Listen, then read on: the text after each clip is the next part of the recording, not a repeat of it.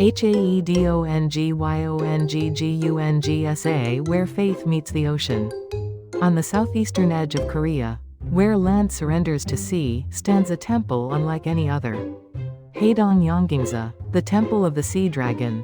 Here, 6 centuries of faith have faced the endless ocean.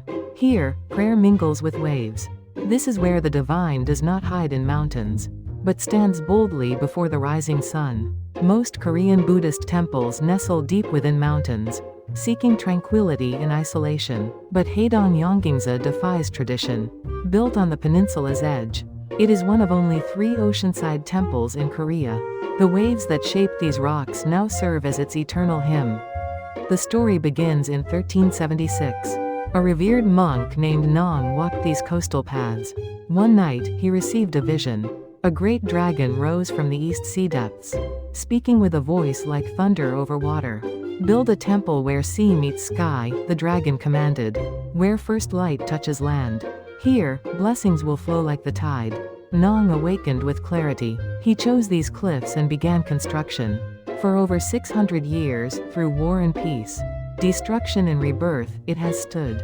To reach Haedong Yonggungsa, one must descend. 108 stone steps lead down from the modern world.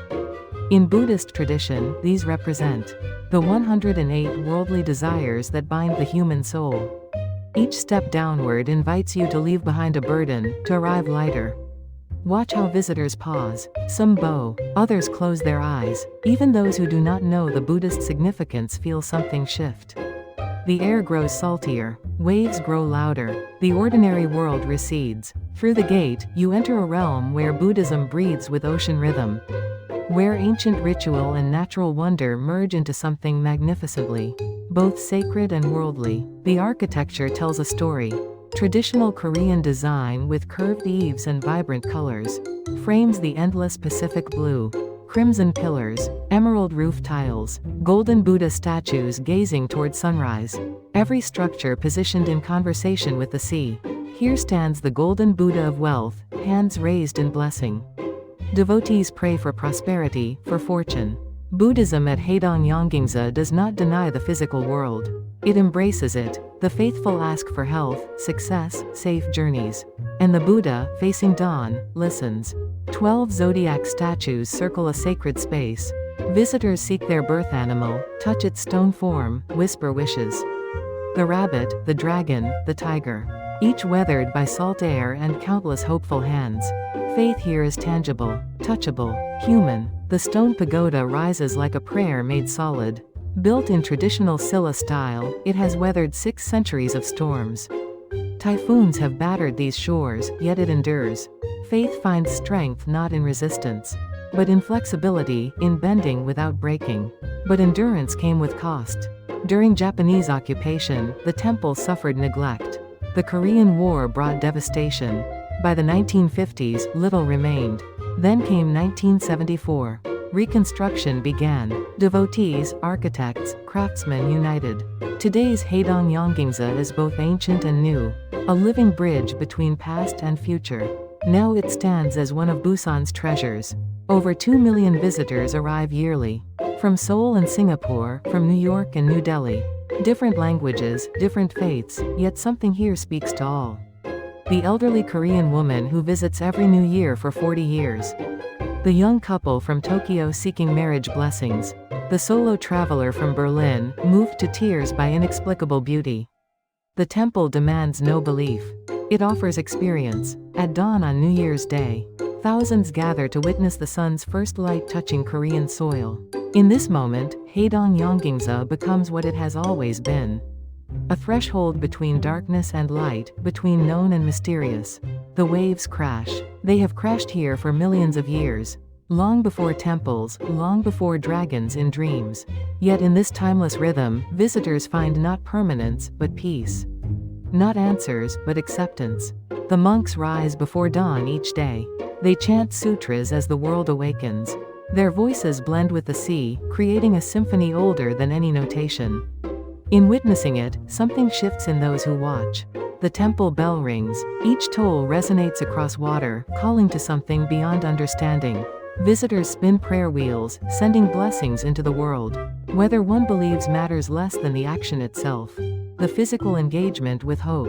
In May, thousands of paper lanterns bloom across every surface, each carrying a prayer, a name, a dream. At night, they glow against darkness, reflected in the black mirror of the sea. Stars descended to earth. Visitors walk through corridors of light, each lantern a stranger's hope made visible.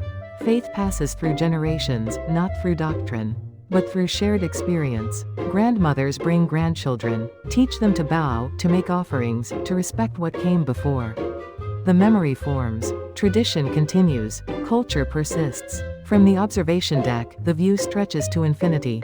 The curve of Earth visible on the horizon. Container ships pass like slow-moving islands. The modern world visible yet distant. This is Haedong Yonggungsa's genius. Existing simultaneously in multiple times, multiple realities. Seabirds make homes in the cliffs below. Their wild cries add to the temple's chorus. They know nothing of Buddhism, dragons, or prayers. Yet they are part of this place's essence. The temple does not stand apart from nature. It stands within it. Seasons change here as everywhere. Spring brings cherry blossoms mixing with sea spray. Summer crowds fill the grounds. Autumn paints distant mountains in fire colors. Winter storms test everything. Through it all, the temple remains. An elderly woman kneels before Buddha. She has come weekly for 30 years. When asked what she prays for, she smiles. Nothing anymore. I come to say thank you. This is perhaps the deepest prayer, gratitude for existence itself. A young monk sweeps the courtyard. The same stones swept yesterday, last year, last century. The work is never finished. Yet he sweeps with full attention. In Zen tradition, the task is not about achieving cleanliness. It is about the sweeping itself. The being present. As day softens into evening, light changes. Ocean turns from blue to silver to gold. Shadows lengthen. Crowds thin. Those who remain seem quieter, more contemplative. They have stayed not for photographs but for something harder to name. In this light, Haedong Yonggungsa reveals its deepest truth. It is about what happens when human aspiration meets natural beauty. When structure meets spontaneity. When the built and the given dance together. 649 years have passed since Monk Naong followed his dragon dream. Dynasties have risen and fallen. Wars have raged and ended. Technologies unimaginable to the founders now fill our pockets. Yet Haedong Yonggungsa remains, still listening to the sea. Still offering its blessing. What blessing? Not enlightenment promised, not salvation guaranteed. Simply this a place to pause. To remember we are small. That the universe is vast. That beauty exists. That others before us sought meaning and built something lasting. That we too might find such meaning if we only stop and listen. Haedong Yonggungsa does not shout its wisdom. It whispers. In crashing waves. In tolling bells. In stone worn smooth by countless faithful hands. The temple asks no conversion, demands no devotion. It simply stands, facing the ocean, facing the dawn, offering itself to whoever comes with open eyes and quiet heart. This is Haedong Yonggungsa, the temple of the sea dragon. Where faith meets the ocean.